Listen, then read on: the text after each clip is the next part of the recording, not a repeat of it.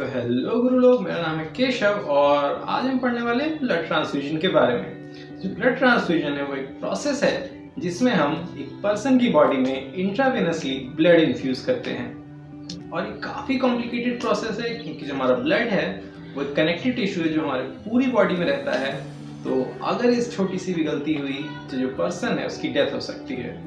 तो आज हम इसी के बारे में पढ़ने वाले हैं। कॉपी निकालो, आज के टॉपिक डालो, ब्लड ट्रांसफ्यूजन।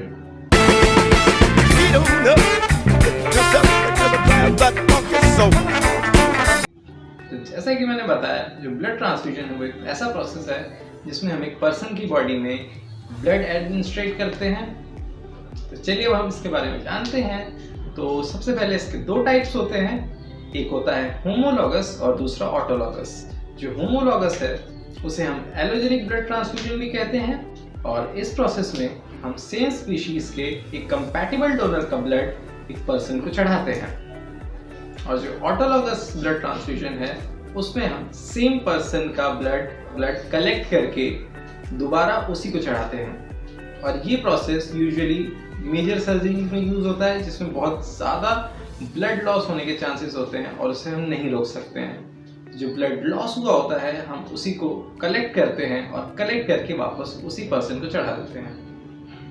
और फिर इसके बाद हम बात करते हैं ब्लड डोनेशन की। तो जैसे कि मैंने बताया, होमोलॉगस ब्लड ट्रांसफ्यूजन में हमें दूसरे पर्सन का ब्लड चढ़ाना होता है जो कि कंपैटिबल हो। और दूसरे पर्सन का ब्लड चढ़ाने के लिए वो पर्सन को ब्लड डोनेट भी करना पड़ेगा। तो कुछ क्राइटेरिया होते हैं कि कौन सा पर्सन ब्लड दे सकता है, कौन सा नहीं दे सकता है। तो चलिए उनके बारे में बात करते हैं। जो क्राइटेरिया है वो है कि जो पर्सन है वो 18 से 65 साल के बीच में होना चाहिए, वो किसी भी हाई रिस्क ग्रुप में नहीं होना चाहिए, और अगर कोई वुमेन है तो वो लास्ट 12 मंथ्स में प्रेग्नेंट नहीं होनी चाहिए और वो लैक्टेटिंग नहीं होनी चाहिए। कोई भी डेंटल प्रोसीजर नहीं हुआ होना चाहिए लास्ट 72 आवर्स में, कोई भी मेजर सर्जरी नहीं हुई होनी चाहिए लास्ट 6 मंथ्स में, और लास्ट 12 मंथ्स में कोई भी ब्लड ट्रांसफ्यूजन या फिर ऑर्गन ट्रांसप्लांट का रिकॉर्ड नहीं होना चाहिए, और कोई ब्लड डोनेशन का रिकॉर्ड नहीं होना चाहिए पास्ट 6 मंथ्स में, और उसके बाद फिर लास्ट 12 मंथ में कोई भी स्टिक इंजरी, एक्वापंक्चर, टैटू, पियर्सिंग, इन सब की ये सब नहीं हुआ होना चाहिए। और फिर उसके बाद कुछ ड्रग्स हैं जो अगर पर्सन ले रहा है तो ब्लड डोनेट नहीं कर सकता, जैसे कि साइटोटॉक्सिक्स, हाइपोग्लाइसेमिक ड्रग्स और टेट्राजेनिक एजेंट्स। फिर उसके बाद कुछ डिजीज़ हैं जो अगर पेशेंट को हैं या फिर उनकी कोई हिस्ट्री है तो वो पेशेंट ब्लड डोनेट नहीं कर सकता, जैसे HIV, syphilis, cancer, bleeding disorders, diabetes mellitus, ये सारे डिजीजेस। तो अगर ये सारी डिजीज पर्सन को है तो ब्लड डोनेट नहीं कर सकता है। फिर उसके बाद हम कुछ टेस्ट करते हैं जिसमें जो पर्सन है वो क्लिनिकली स्टेबल होना चाहिए, उसका जो BP है, पल्स है, चेस्ट एक्सपेंशन है, ये सारी चीज़ें नॉर्मल होनी चाहिए। जो वेट है वो अबव 51 kg होना चाहिए, और जो हीमोग्लोबिन लेवल है वो फीमेल्स के लिए 12.5 ग्राम्स पर डेसीलीटर से ज़्यादा और मेल्स के 13.5 ग्राम्स पर डेसीलीटर से ज़्यादा होना चाहिए। उसके बाद उस पर्सन सेरोनेगेटिव होना चाहिए HIV-1 and second HBs antigen, VDRL antibodies के लिए, और फिर ब्लड ग्रुप मैच होना चाहिए।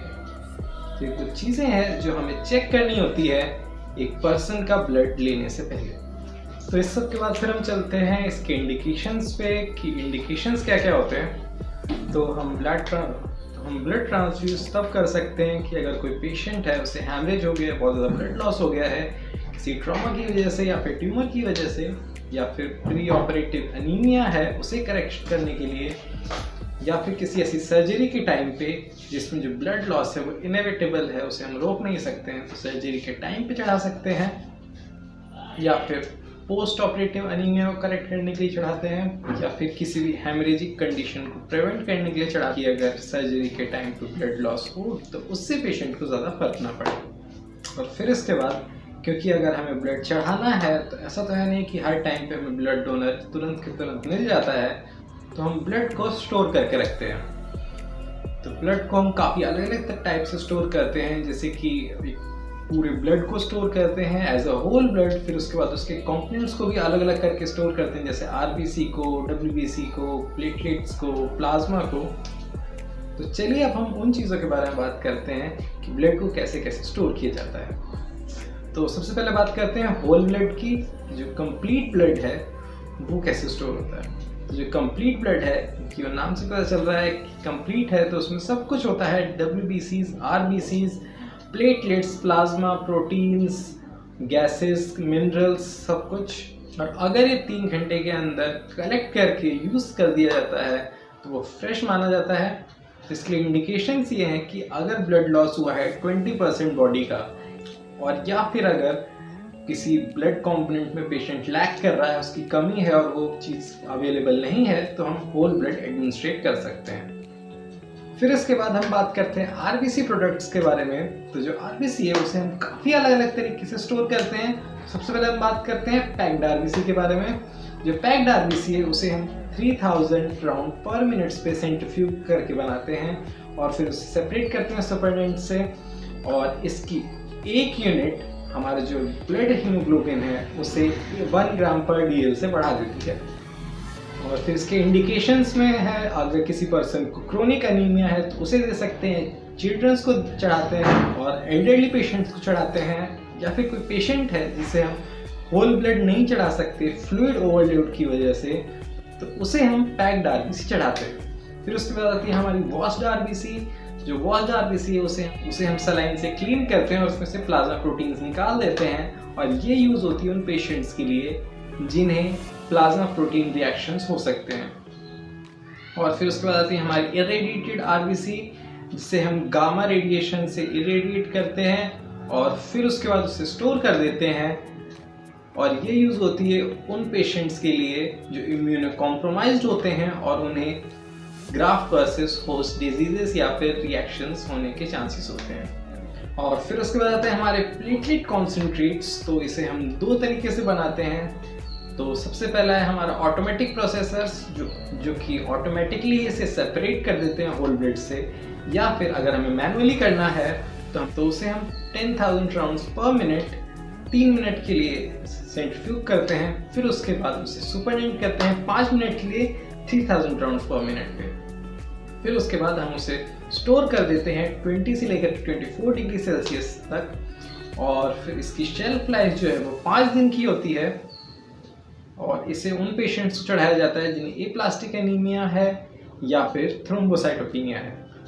फिर इसके बाद आता है हमारा फ्रेश फ्रोजन प्लाज्मा। तो इसके लिए हम सेम पैक्ड RBC वाला प्रोसेस करते हैं। 3000 राउंड्स पर मिनट पे इसे सेंट्रीफ्यूज करते हैं, फिर उसके बाद जो सुपरनेटेंट है इसे निकाल करके कार्बन डाइऑक्साइड और इथाइल अल्कोहल के साथ में 8 घंटे के लिए फ्रीज कर देते हैं, और फिर इसे हम रख सकते हैं 1 साल के लिए -30 से -70 डिग्री सेल्सियस तक पर फ्रीज करके। और फिर उसके बाद जब इसे यूज़ करना है तो हम इसे 37 डिग्री सेल्सियस पर हीट करते हैं, जिससे कि नॉर्मल ब्लड टेम्परेचर पर आ जाए। और जिसकी डोज है वो 10 से 15 ml पर kg बॉडी वेट। और हम ब्लड कंपोनेंट्स को और भी अलग अलग तरीके से स्टोर करते हैं, जैसे immunoglobin concentrates, albumin concentrates, coagulation factor concentrates, thrombin concentrates, granulocytes, cryoprecipitates. और फिर अब इन ब्लड कंपोनेंट के बाद हम बात करते हैं कि इन्हें स्टोर कैसे किया जाता है। जब स्टोर करते हैं, एक सिंगल बैग होता है, उसमें 450 ml ±45 ml ब्लड होता है, और उसके साथ होता है 60 ml एंटीकोगुलेंट। इसे हम 2 से 6 डिग्री सेल्सियस पर स्टोर करके रखते हैं। और जो हमारे एंटीकोगुलेंट्स हैं उसमें होता है हमारा हेपेरिन, एसिट्रेट डेक्सट्रोज, सिट्रेस फॉस्फेट डेक्सट्रोज और सिट्रेट फॉस्फेट डेक्सट्रोज एडेनिन। और फिर उसके बाद जब हम इसे स्टोर करके रखते हैं तो इसमें कुछ चेंजेस आते हैं, जैसे कि जो हमारा RBC है उसकी 1% पॉपुलेशन हर दिन कम हो जाती है, और जो हमारा ATP का लेवल है वो भी गिरने लगता है, और जो हमारा हीमोग्लोबिन है उसकी एफिनिटी ऑक्सीजन की तरफ बढ़ने लगती है, जिससे कि जो हीमोग्लोबिन है वो ऑक्सीजन के साथ और पावरफुल बॉन्ड बनाने लगता है और वो टिश्यूज पे रिलीज नहीं करता है। और जो हमारे ल्यूकोसाइट्स और प्लेटलेट के काउंट है वो कम होने लगते हैं और 24 घंटे के बाद वो खत्म हो जाते हैं। और फिर उसके बाद जो हमारे इलेक्ट्रोलाइट्स हैं जैसे पोटेशियम और सोडियम, इनके अमाउंट बढ़ने लगते हैं, और जो हमारा कैल्शियम है वो आयनाइज फॉर्म में तो नहीं मिलता है, उसकी मात्रा होती है पर वो अनआयनाइज सिट्रेट के फॉर्म में होता है। और उसके बाद जो फिर हमारा pH है ब्लड का वो 7.2 से 8 पे आ जाता है 20 दिन के अंदर, क्योंकि ब्लड में लैक्टिक एसिड एक्यूमुलेट होने लगता है। और जो क्लॉटिंग फैक्टर्स की एक्टिविटी है वो 24 आवर्स के बाद गिरने लगती है और 7 दिन के बाद बिल्कुल खत्म हो जाती है। तो ब्लड को स्टोर करके जितना टाइम तक रखेंगे उसका इफेक्ट उतना ही ज़्यादा कम होता जाएगा। फिर इसके बाद हम आते हैं ब्लड ग्रुपिंग के ऊपर कि ब्लड ग्रुपिंग कैसे करते हैं। वैसे तो हमारे पास बहुत सारे ब्लड ग्रुपिंग करने के क्लासिफिकेशंस हैं, पर जो हम मेन आजकल यूज़ करते हैं वो हमारा ABO ब्लड ग्रुपिंग सिस्टम है। उसमें हम A एंटीजन, B एंटीजन और RH फैक्टर को देखते हैं, कि हम पता लगाते हैं, क्लासिफाई करते हैं कि ये ब्लड कौन से ग्रुप का है। तो जो हमारा ब्लड ग्रुप क्लासिफिकेशन है ABO का, कुछ इस तरीके से आपको इस चार्ट में दिख जाएगा। और फिर ब्लड ग्रुपिंग के बाद हम उन चीज़ों पे आते हैं जो हमें चेक करनी होती हैं जब हम कोई भी स्टोर ब्लड किसी पेशेंट को चढ़ा रहे होते हैं। जैसे हमें ब्लड बैग को चेक करना होता है किसी भी डैमेज, डिस्कलरेशन, ब्लड क्लॉटिंग, इन सारी चीज़ों के लिए जो हमारा ब्लड है वो ब्लड बैंक से लीव करने के 30 मिनट्स के अंदर पेशेंट को चढ़ा देना चाहिए। और हम ब्लड को गर्म कर सकते हैं अगर ज़रूरत है तो। और ब्लड ट्रांसफ्यूज़ करने के प्रोसेस में हमें पेशेंट को लगातार मॉनिटर करना होता है, उसके वाइटल साइंस को चेक करते रहना होता है, खास करके शुरुआत के 30 मिनट के लिए। और हमें ब्लड चढ़ाने से पहले भी जो पेशेंट है उसके सारे के सारे वाइटल साइंस को चेक करना होता है। और असेप्सिस का बहुत खास ध्यान रखना पड़ता है। और ब्लड चढ़ाने से पहले हमें पेशेंट की और उसके परिवार वालों की कंसेंट लेना ज़रूरी है। सारे इंडिकेशंस और प्रोसीजर्स उनको बताना ज़रूरी है। और ब्लड सिर्फ तभी चढ़ाना चाहिए जब बहुत ज़्यादा ज़रूरी है, और सिर्फ ब्लड के वही कॉम्पोनेंट चढ़ाने चाहिए जिसकी कमी है।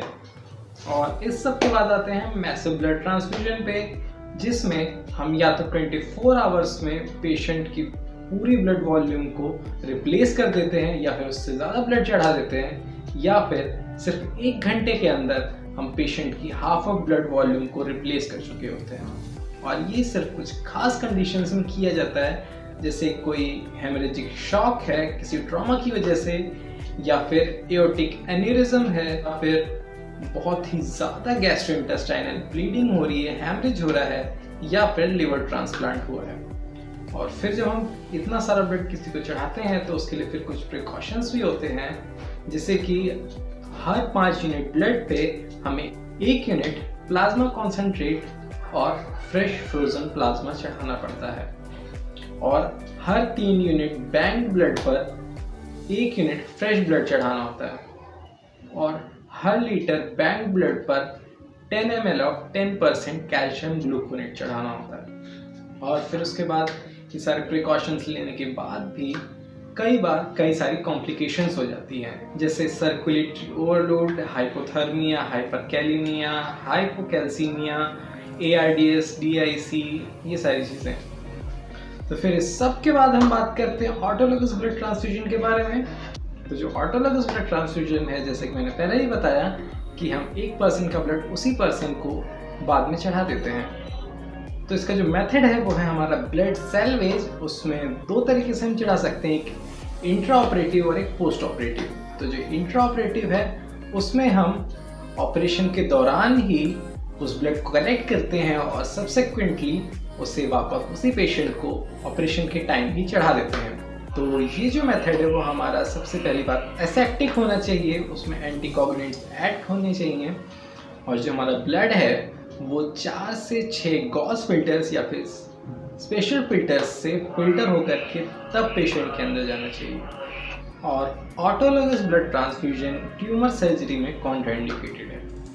और इसका जो दूसरा मेथड है वो है हमारा पोस्ट ऑपरेटिव ब्लड सैल्वेज। तो उसमें जो ब्लड है वो हम ऑपरेशन के बाद चढ़ाते हैं पेशेंट को। और अगर हमें पोस्ट ऑपरेटिवली चढ़ाना है तो हमें इसे कहीं पे स्टोर करके रखना होगा। तो अगर इसे हमें स्टोर करना है तो रूम टेम्परेचर पे इसकी जो शेल्फ लाइफ है वो 4 आवर्स की है, और 84 डिग्री सेल्सियस इसकी शेल्फ 24 आवर्स के लिए है। और फिर उसके बाद हम बात करते हैं कॉम्प्लिकेशंस के बारे में। जो इमीडिएट कॉम्प्लिकेशंस हैं तो उसमें आते हैं हमारे haemolytic reactions, febrile non haemolytic reactions, anaphylactic reactions, bacterial contaminations, air embolism, circulatory overload, cardiac arrest and non cardiogenic pulmonary oedema. फिर उसके बाद हमारे डिलेड रिएक्शंस में आते हैं थ्रोम्बोफ्लेबाइटिस, डिलेड हीमोलाइटिक रिएक्शंस और पोस्ट ट्रांसफ्यूजन थ्रोम्बोसाइटोपेनिक परफरा। और इसी के साथ हम आज इस टॉपिक को ख़त्म करेंगे।